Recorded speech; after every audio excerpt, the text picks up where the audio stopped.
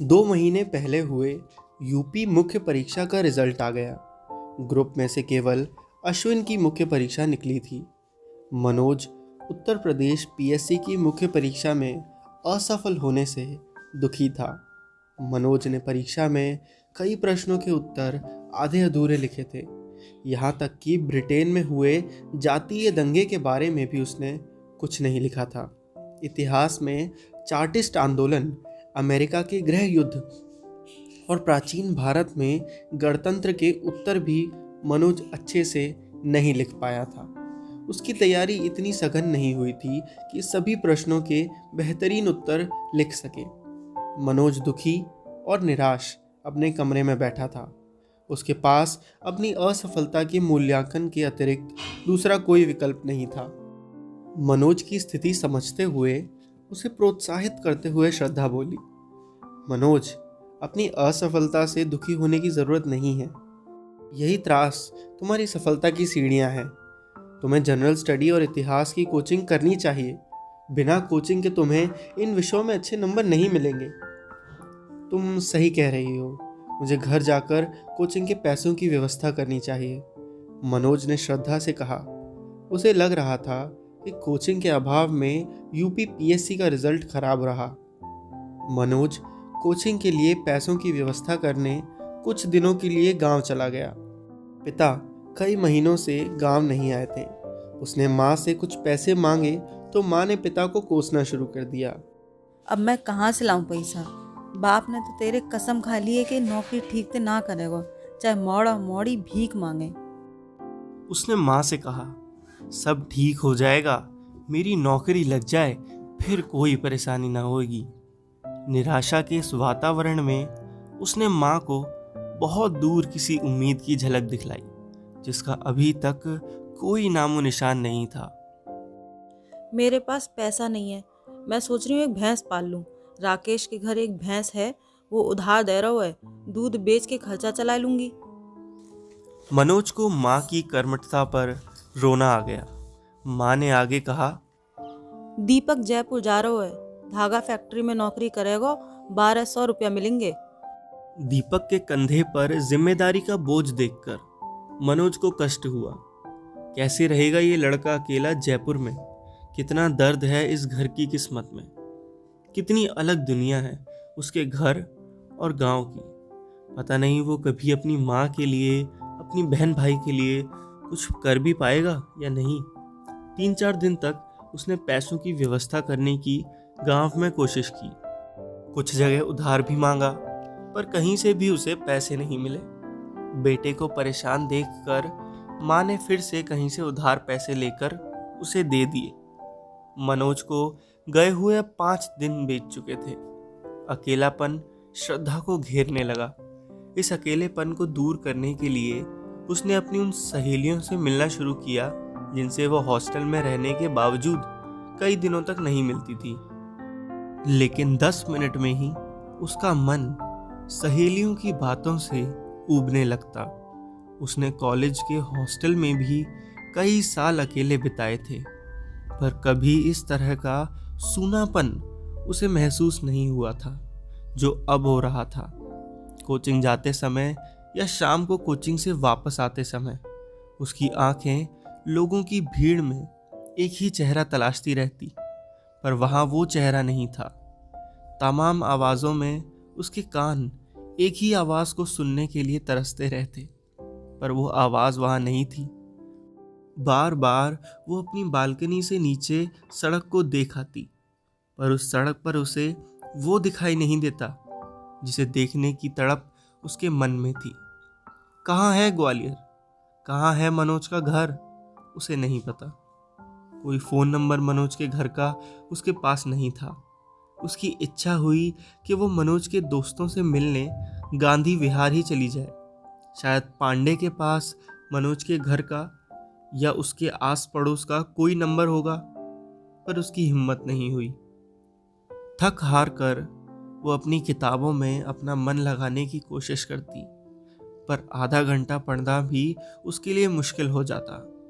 खाने का टिफिन उसका अधूरा ही वापस चला जाता। उसकी भूख भी जैसे मर चुकी थी।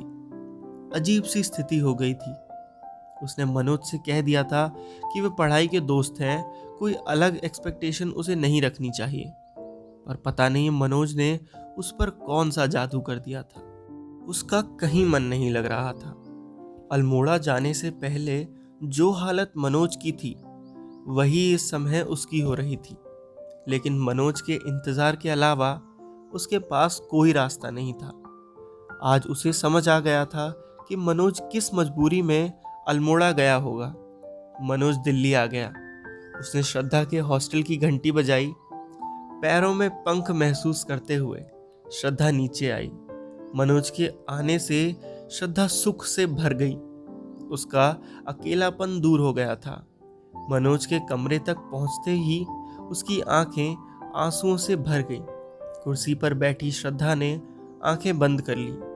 भरी हुई आंखें कब तक भरी रहती? आंसू छलक गए। मनोज चुपचाप बैठा रहा। लगभग 5 मिनट तक दोनों शांत उसी भाव और स्थिति में बैठे रहे। फिर उसने एक लंबी सांस ली, जैसे पिछले 5 दिन का सारा दर्द, अकेलापन, उदासी से निजात मिल गई हो। मनोज ने उससे पूछा, क्या हुआ श्रद्धा? श्रद्धा के मन का पार की मनोज शायद उसके मन की हालत समझ गया था। श्रद्धा अभी बोलने की स्थिति में नहीं थी, इसीलिए वो सिर्फ एकटक मनोज को देखती रही। उसने अपनी गीली आंखों की चुगली को छुपाने के लिए मुस्कुराने की कोशिश की। आंसू और मुस्कुराहट का कंट्रास्ट उसके चेहरे पर बहुत सुंदर लग रहा था। अजीब ही स्थिति थी। आंखें उसके प्यार को दिखाने को आतुर थीं और मुस्कुराहट उस प्यार को छुपाने की असफल कोशिश कर रही थी।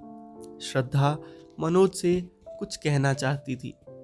ये कुछ कहने के लिए वो हिम्मत जुटा रही थी, लेकिन काफ़ी देर तक वह अपने मन की बात नहीं कह पाई और मनोज सांस रोके बैठा रहा। मनोज की अनुपस्थिति में उसकी याद श्रद्धा को बेचैन कर रही थी, लेकिन मनोज के आते ही शायद वो बेचैनी दूर हो गई थी। मनोज की दिल्ली में अनुपस्थिति से श्रद्धा के मन को विचलित कर दिया था और मनोज के आते ही उसका मन उसके कंट्रोल में आ गया था। कुछ देर अव्यवस्थित रहने के बाद श्रद्धा के चेहरे पर अब एक शांत मुस्कुराहट ही थी। वो कुर्सी से उठी और उसने इस महीने की प्रतियोगिता दर्पण उठा ली और मनोज को देते हुए कहा, मनोज, तुमने बहुत दिन घर पे बर्बाद कर दिए, अब पढ़ाई पर ध्यान दो। लो ये देख लो, बहुत अच्छी है, भारत की अंतरिक्ष के क्षेत्र में उपलब्धियां हैं, तुम जोर से पढ़ो। श्रद्धा की बात सुनकर मनोज समझ गया कि इस लड़की को जीतना असंभव है। मजबूरी में उसने सामने किताब रखकर पढ़ना शुरू किया। दूर दिखने वाला आसमान और उसमें चमकने वाले तारे हमेशा से इंसान के लिए रहस्य और आकर्षण का कारण केंद्र बने हैं। IAS के तीसरे अटेम्प्ट के लिए जनरल स्टडी और इतिहास की कोचिंग करने की मनोज की इच्छा थी। माँ द्वारा दिए गए पैसों से वो केवल इतिहास की कोचिंग मणिकांत सर के यहाँ शुरू कर पाया। जनरल स्टडी की कोचिंग के पैसे मनोज के पास नहीं थे। IAS की प्रीलिम्स इस बार मनोज और श्रद्धा दोनों का क्लियर हो गई। मनोज की तीसरी और श्रद्धा की पहली प्रीलिम्स थी। अश्विन, नवनीत का प्रीलिम्स भी क्लियर हो गया। पिछली मेंस में अश्विन और नवनीत सफल नहीं हो पाए थे। इस बार उन्हें फिर से मेंस देने का मौका मिल रहा था। गुप्ता का फिर से प्रीलिम्स क्लियर नहीं हुआ। मनोज का साथ छोड़कर सफलता प्राप्त करने का सिद्धांत पांडे के काम नहीं आया। परीक्षा में सफलता का कोई भी फलस्वरूप सिद्धांत अभी पांडे को नहीं मिला था। अपने प्यार के साथ मनोज IAS प्रीलिम्स में सफल हो गया था, जबकि पढ़ाई में डिस्टर्ब करने वाले, प्यार के माहौल से दूर रहने वाले पांडे फिर असफल हो गए थे। पिछली मेंस में असफल होने के बाद नवनीत एक बार फिर अपनी प्रीलिम्स निकलने के कारण उत्साहित था। सफलता से उत्साहित नवनीत की इच्छा असफल पांडे पर व्यंग करने की होने लगी। नवनीत ने पांडे से कहा, प्यार करने वाले का प्रीलिम्स क्लियर हो गया और प्यार से दूर रहने वाले फेल हो गए। अब क्या कहेंगे पांडे जी? पांडे ने प्रीलिम्स के लिए मनोज से अलग रहकर मेहनत की थी, पर वो नहीं जानता था कि कमी कहाँ आ रही है। मनोज की सफलता और अपनी असफलता से पांडे के मन में मनोज के लिए ईर्ष्या पैदा हो रही थी। उसने अब मनोज को अपना कॉम्पिटिटर मानते हुए कहा, अभी तो मनोज का केवल प्रीलिम्स निकला है, मुख्य बाकी है। प्यार में डूबे मनोज का रिजल्ट आने दो, प्यार के साथ सिलेक्शन असंभव है। मुख्य परीक्षा होने तक श्रद्धा रोज शाम को मनोज के कमरे पर आ जाती और दोनों 3-4 घंटे साथ पढ़ाई करते। मनोज इस बार सबसे अलग रहकर केवल श्रद्धा के साथ ही मुख्य परीक्षा की तैयारी कर रहा था। सुबह से शाम तक दोनों पढ़ाई करते। पढ़ने से समय बच जाता तो बातें करने लगते और बातें पूरी हो जाती तो पढ़ाई करने लगते। दोनों को नहीं पता था कि इतने विशाल सिलेबस को किस तरह से तैयार करें, क्या पढ़ें, कैसे पढ़ें, क्या छोड़ें। इतिहास हिंदी में मनोज कोचिंग के नोट्स पढ़ता रहता। जनरल स्टडी में वो अव्यवस्थित ही बना रहा। पैसों के लिए मनोज अभी भी शाम रात को 2-2 घंटे कुत्ते घुमाने का काम कर रहा था। मनोज, श्रद्धा, अश्विन और नवनीत ने IAS की मुख्य परीक्षा दे दी। सभी लोग अपने रिजल्ट का इंतजार करने लगे। सामान्य अध्ययन के पेपर मनोज के अच्छे नहीं गए थे। इतिहास, हिंदी साहित्य में भी वो उतना टू द पॉइंट नहीं लिख पाया था जितना परीक्षा में पूछा गया था। उत्तर लिखते समय सभी पॉइंट मनोज को याद नहीं रहे। उसकी याद करने की अपनी सीमा थी। मौलिक कर्तव्य पूछे गए तो मनोज केवल 5-6 मौलिक कर्तव्य ही लिख पाया, शेष उसे याद ही नहीं आए। देवनागरी लिपि की विशेषताएं भी उसे आधी अधूरी ही याद रही। मुख्य परीक्षा में पास होने लायक तैयारी मनोज नहीं कर पाया था। उसका परिणाम भी वैसा ही आया जैसे उसने तैयारी की थी, और श्रद्धा की भी यही स्थिति थी। रिजल्ट आ गया। मनोज और श्रद्धा का मुख्य परीक्षा में नहीं हुआ। मनोज के 3 अटेम्प्ट बेकार हो गए। एक भी अटेम्प्ट में उसने मुख्य परीक्षा क्लियर नहीं की। नवनीत की तैयारी में भी कमी रह गई थी, वह भी मुख्य परीक्षा क्लियर नहीं कर पाया। लेकिन अश्विन ने कमाल कर दिया। उत्तर प्रदेश PSC में अकाउंटेंट ऑफिसर और इस IAS की परीक्षा में दिल्ली अंडमान सर्विस में डिप्टी कलेक्टर बन गया। पर उसे अभी प्रॉपर IAS बनना था, इसीलिए अपनी अगले अटेम्प्ट की तैयारी जारी रखनी थी। अश्विन ने अपनी दोहरी सफलता के लिए बन्ना सिनेमा के पीछे अपनी रसोई रेस्टोरेंट में पार्टी दी। नवनीत, पांडे, गुप्ता, मनोज का रूम पार्टनर सचिन और श्रद्धा को आमंत्रित किया। मनोज के नए रूम पार्टनर सचिन ने हालिया सफल हुए अश्विन से उसकी सफलता का राज पूछा। अश्विन भैया, आप बताएं कि आपकी तैयारी का क्या तरीका था, हमें भी सफलता के टिप्स बताइए प्लीज। ये जानना इतना आसान नहीं सचिन। गुरु ज्ञान लेने के लिए तपना पड़ता है, मेहनत करनी पड़ती है। आपके लिए सफलता जब जीने मरने का प्रश्न बन जाए तब मैं सफलता के राज बताऊंगा। नहीं तो ऐसे तो कई लोग पूछते हैं, एक कान से सुनते हैं, दूसरे से निकाल देते हैं। सचिन को समझ नहीं आया कि अश्विन जैसा समझदार लड़का अचानक ऐसी कड़वी बात क्यों बोल रहा है। लेकिन सचिन ने अश्विन से हिम्मत करके पूछा, आप कैसे समझेंगे कि किसके लिए सफलता जीने मरने का प्रश्न बन चुकी है? तुम्हें देखकर आसानी से समझ आता है कि तुम अभी गंभीर नहीं हुए हो। तुम्हें हर दूसरे महीने अपने किसी कज़न की शादी में ग्वालियर जाना पड़ता है। कितने कज़न हैं तुम्हारे? नई नई सफलता से पैदा हुए आत्मविश्वास से भरे हुए अश्विन ने नई नई तैयारी करने आए सचिन की पढ़ाई की अगंभीरता पर कटु प्रहार कर दिया। सचिन को उम्मीद नहीं थी कि अश्विन उसे इस तरह व्यंग के माध्यम से पढ़ाई के लिए प्रेरित करेगा, पर सफल अश्विन को नौसिखिया सचिन कोई भी जवाब नहीं दे पाया। अश्विन की बात सुनकर सचिन चुपचाप सामने रखा सूप पीने लगा। मनोज अपनी मुख्य परीक्षा की असफलता के कारण ये चिंतन कर रहा था कि उसकी तैयारी में क्या कमी रह गई थी। कई रातें उसने यह विचार करते हुए बिता दी थी कि उसकी तैयारी में क्या कमी रह गई थी। मनोज को लग रहा था कि कहीं ना कहीं मेहनत के बावजूद उसकी पढ़ाई के तरीके में ज़रूर कोई बड़ी खामी रह गई थी। पढ़ाई के सही तरीके को तलाशने के लिए उसने चिंतित होकर अश्विन से पूछा, अश्विन बताओ ना, क्या तरीका रहा था तुम्हारी पढ़ाई का? तुम्हारे अनुभव से हम लोगों को भी तो लाभ होगा। अरे कुछ विशेष नहीं, किसी भी दिन समय निकाल कर आओ तो विस्तार से बताऊंगा। अश्विन ने मनोज को टालते हुए कहा।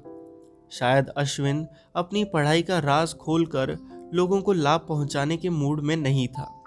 पांडे चुपचाप बैठा था और यह चर्चा सुन रहा था। सामने रखी सलाद की प्लेट में से एक टमाटर का टुकड़ा उठाते हुए उसने अश्विन से कहा, अश्विन मनोज जी के पास समय कहाँ है इन व्यर्थ की बातों के लिए? वो तो पहले ही बहुत व्यस्त आदमी है। पांडे इस बात से खुश था कि मनोज के प्रति उसकी भविष्यवाणी सही निकली। प्यार में डूबा मनोज मुख्य परीक्षा में फेल हो गया था। पांडे ने अपने सामने बैठे हुए कोल्ड ड्रिंक पी रहे नवनीत से कहा, क्यों नवनीत, मैंने कहा था ना कि प्यार के कारण मनोज का सिलेक्शन असंभव है। उसने पास बैठी श्रद्धा की भी कोई लिहाज नहीं किया। पांडे मनोज के मेंस में असफल होने के कारण केवल श्रद्धा को मानता था। श्रद्धा से प्यार के कारण ही उसने पढ़ाई पर ध्यान नहीं दिया, ऐसा पांडे का मानना था। अश्विन अपने सिलेक्शन की खुशी में दी जा रही पार्टी में पांडे की कुंडा को सहने के मूड में नहीं था। अश्विन ने उसे फटकारते हुए कहा, बकवास मत करो पांडे, तुम मंचूरियन खाओ यार। अश्विन की बात का पांडे पर कोई असर नहीं हुआ। वो मनोज की असफलता की अपनी भविष्यवाणी से अति उत्साहित हो गया था। वह अपने स्थान पर खड़ा हुआ और हाथ हिलाते हुए मनोज के घाव पर नमक घिसना शुरू किया। मनोज जी, आप एक सीन की कल्पना कीजिए। आज से 10-15 साल बाद जब आपको श्रद्धा जिंदगी के किसी मोड़ पर कहीं मिलेंगी और पूछेंगी कि मनोज जी आजकल क्या कर रहे हो, तो आप क्या कहेंगे? आटा चक्की पर काम कर रहा हूँ या फिर जौरा से मुरैना टेम्पो चला रहा हूँ? पांडे की बात सुनकर मनोज और श्रद्धा का चेहरा उतर गया। मनोज को बिल्कुल उम्मीद नहीं थी कि पांडे पार्टी के इस माहौल में इतनी घटिया बात कर सकता है। श्रद्धा की आंखों से आंसू बहने लगे। मनोज कभी श्रद्धा को देखता, कभी पांडे को। उसे समझ नहीं आ रहा था कि वो क्या करे। पांडे की बात सुनकर गुप्ता भड़क गया। पांडे, यदि तुम अच्छा नहीं बोल सकते तो अपना मुंह बंद रखा करो। तुम तो प्रीलिम्स में भी फेल हो गए थे, तुम कौन से तीर मार लिए? मनोज ने कम से कम मेंस परीक्षा तो दी। पांडे ने गुप्ता की बात पर कोई ध्यान नहीं दिया और बहुत देर से सामने रखे मंचूरियन को खाते हुए कहा, अब मैं तो मनोज के भले के लिए ही कह रहा हूँ, उन्हें तो वैसे भी भले की बात कहाँ समझ आती है। पांडे मनोज का सारा भला श्रद्धा के बिना करना चाहता था। श्रद्धा के साथ मनोज के भले का कोई प्लान पांडे के पास नहीं था। अपनी बात पूरी करके पांडे ने मंचूरियन की ग्रेवी को फ्राइड राइस में मिलाकर खाना शुरू कर दिया। अपमान और शर्मिंदगी के कारण श्रद्धा का पार्टी में बैठना मुश्किल हो गया। वह अपने आंसू पोंछती हुई उठी और पार्टी छोड़कर जाने लगी। मनोज भी उसके पीछे चल दिया। मनोज को वहां से जाते हुए देख पांडे ने लोगों को सुनाते हुए कहा, अब पछताए होत का जब चिड़िया चुग गई खेत। अभी एक अटेम्प्ट और है मनोज के पास पांडे जी, गुप्ता ने पांडे से कहा।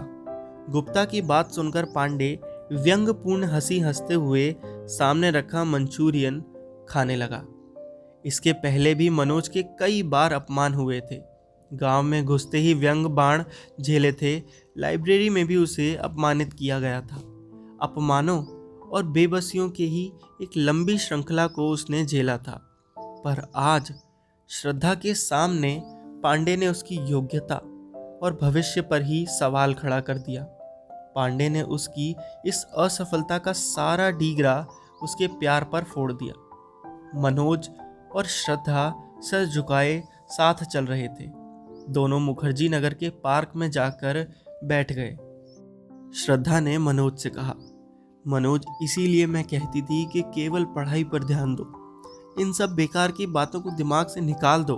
अब ये दुनिया तुम्हारे साथ मेरा भी मजाक उड़ा रही है। पांडे के कड़वे व्यंग से आहत मनोज को उम्मीद थी कि श्रद्धा पांडे को भला बुरा कहेगी, पर जब श्रद्धा ने मनोज पर ही दोष लगाया तो मनोज उखड़ गया। ऐसा कौन सा अपराध कर रहा हूं मैं जो बार बार मुझे अपमानित किया जाता है? तुम भी मुझे ही गलत कह रही हो। पहले से अपमानित मनोज की आवाज थरथराने लगी और वो सामान्य से तेज हो गई। उसने अपने कपकपाते हुए हाथों से पार्क की बेंच के हत्थे को कस के पकड़ लिया। मैं तुम्हें गलत नहीं कह रही हूं मनोज, पर बार बार ये प्यार। अधूरी बात ही कह पाई श्रद्धा मनोज से। श्रद्धा शायद अपने मन की कोई बात उसे समझाना चाह रही थी, पर वो बात उलझी हुई थी कहीं। मनोज शायद श्रद्धा के मन की दशा नहीं समझ पा रहा था। अपने प्यार को समझाने की उसकी तमाम मौन कोशिशें अब तक असफल रही थीं। श्रद्धा भी शायद मनोज से दोस्ती और प्यार के बीच कब से झूल रही थी। मनोज तक पहुंचने की कोई साफ सीधी डगर श्रद्धा भी नहीं ढूंढ पाई थी।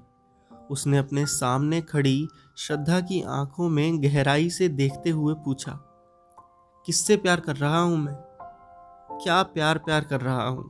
फिर कुछ देर रुक कर वो तेज आवाज में श्रद्धा से फिर पूछता है, कौन मुझसे प्यार करता है? तुम्हें तो पता ही होगा। पता है तो बताती क्यों नहीं?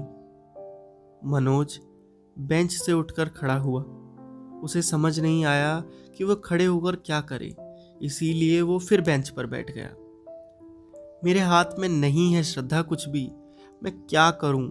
नहीं निकलती तुम मेरे दिल में से। मैं क्या करूं बताओ? कोई कुछ भी कहे फिर मैं तुमसे दूर नहीं हो सकता। मैं प्यार नहीं कर रहा तुमसे, मैं तो केवल सांस ले रहा हूं तुम्हारे नाम की। पांडे पूछता है कि 10 साल बाद तुम पूछोगी कि मैं क्या करता हूं तो मैं क्या कहूंगा?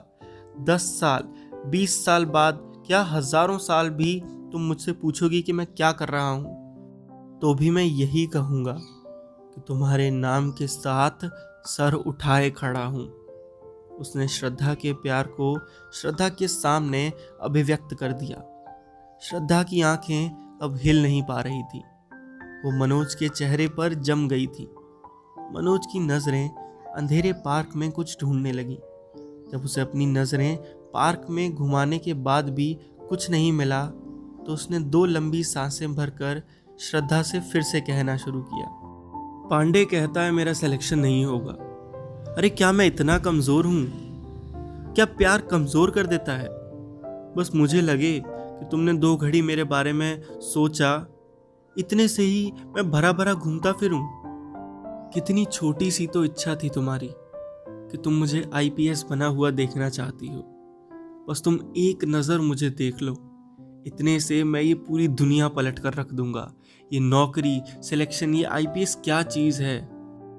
अपने वाक्य के अंत तक आते आते श्रद्धा के प्यार में मनोज पूरी तरह डूब चुका था। इसी डूबने से वो बच पाएगा ऐसा उसे लग रहा था। मनोज के मन की दशा को श्रद्धा महसूस कर रही थी। उसे लग रहा था कि मनोज अपनी नहीं, शायद उसकी खुद की बात कर रहा था। श्रद्धा भी मनोज के बारे में यही सब तो सोचती थी। मनोज जब 5 दिनों के लिए अपने गांव चला गया था तब वो मनोज के लिए परेशान हो गई थी। आज मनोज की बात सुनकर न जाने कब से रुके हुए आंसू उसकी आंखों में आने को तरस रहे थे, लेकिन वो उन्हें रोकने की बहुत कोशिश कर रही थी। कुछ देर तक मनोज बेंच पर उसी स्थिति में बैठा रहा और वह उसी स्थिति में खड़ी रही। 1-2 मिनट बाद उसने मनोज से कहा, चलो मनोज, देर हो रही है। मनोज उठा और श्रद्धा के साथ साथ चलने लगा, चुपचाप।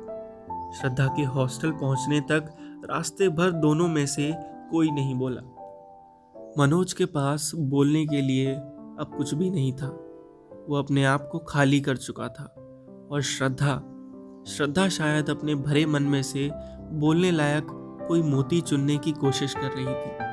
अपने हॉस्टल के नज़दीक पहुंचने पर श्रद्धा ने मनोज से कहा, मनोज, तुम्हारे अंदर असीम संभावनाएं हैं। तुम में अगर क्षमता नहीं होती तो मुझे तुमसे कुछ नहीं कहना था। अपनी क्षमता के साथ न्याय न करना खुद से और इस समाज से अन्याय करना होगा। श्रद्धा मनोज की क्षमता पर भरोसा जता रही थी। हॉस्टल के बाहर स्ट्रीट लाइट में 2 छोटी लड़कियां बैडमिंटन खेल रही थी। श्रद्धा हॉस्टल के गेट से सटकर खड़ी हो गई। अब विदा की बारी थी। बैडमिंटन खेल रही लड़कियों में से एक लड़की की शटल रैकेट पर कम आ रही थी, नीचे अधिक गिर रही थी। श्रद्धा ने खेलती हुई लड़कियों की तरफ देखते हुए कहा, मनोज, मैं केवल 2 घड़ी तुम्हें याद नहीं करती, हमेशा तुम्हें याद करती हूँ। उसकी आंखों के सामने मनोज के गांव जाने वाले 5 दिन अचानक तैर गए। अकेले, उदास दिन, हर जगह मनोज को ढूंढते तलाशते दिन, मनोज के बिना निर्जीव से पड़े दिन, मनोज के आने के बाद फिर से चंचल और सुख से भरे दिन। उसने अपनी आंखें लड़कियों की तरफ से हटाकर मनोज की तरफ कर ली। मनोज की आंखों में देखते हुए श्रद्धा ने कहा, मनोज, मैं तुमसे प्यार करती हूँ, मैं तुमसे बहुत प्यार करती हूँ। कुछ देर सन्नाटा रहा, केवल रैकेट पर शटल के लगने की आवाज़ आ रही थी। श्रद्धा ने मनोज को एक टक देखते हुए कहा, अब उलट पलट दो ना ये दुनिया मनोज, प्लीज़। श्रद्धा ने मनोज के प्यार और उसकी क्षमताओं को एक सार कर दिया। इतना कहकर श्रद्धा ने एक पल को मनोज को देखा और पलटकर हॉस्टल में चली गई। मनोज गेट पर खड़ा रह गया। उसकी दुनिया अचानक एक पल में बदल गई थी। श्रद्धा की आवाज़ उसके कानों में गूंज रही थी, अब उलट पलट दो ना ये दुनिया प्लीज़। बैडमिंटन खेल रही जीतने वाली लड़की ने हारने वाली लड़की से जोर से कहा, तू शटल पर फोकस नहीं कर रही है, इसीलिए बार बार हार जाती है, फोकस करना। मनोज ने लड़की की आवाज़ सुनी और हल्के से मुस्कुरा दिया।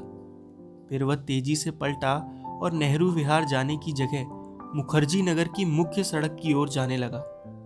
गांधी विहार जाने के लिए जब कोई भी टेम्पो खाली नहीं मिला तो उसने गांधी विहार जाने के लिए दौड़ लगा दी। मनोज को बार बार श्रद्धा की बात सुनाई दे रही थी, मैं तुमसे बहुत प्यार करती हूँ। कब से यह एक वाक्य मनोज सुनना चाह रहा था श्रद्धा से। कब से वो श्रद्धा के चेहरे को इसी लालसा से देखता था कि वह उसके प्यार को स्वीकार करके मुस्कुरा जाए। लेकिन आज वो दिन आ गया था। लेकिन क्या प्यार किसी के भीतर इतनी ऊर्जा भर देता है? मनोज को लग रहा था कि वह दौड़ नहीं रहा बल्कि उड़ रहा है, और उड़कर अश्विन के कमरे पर नहीं जा रहा है बल्कि आसमान से तारे तोड़ने जा रहा है। अब तक की सारी असफलता की निराशा पीछे छूटती जा रही थी और सफलता की उम्मीद उसे आगे बढ़ा रही थी। 10 मिनट लगातार दौड़ने के बाद वो अश्विन के कमरे पर पहुंच गया। तो दोस्तों, ये था 12th फेल बाय अनुराग पाठक, हिंदी ऑडियो बुक का पार्ट 26। कल फिर मिलूंगा आपसे एक नए एपिसोड में। तब तक के लिए हंसते रहिए और मुस्कुराते रहिए।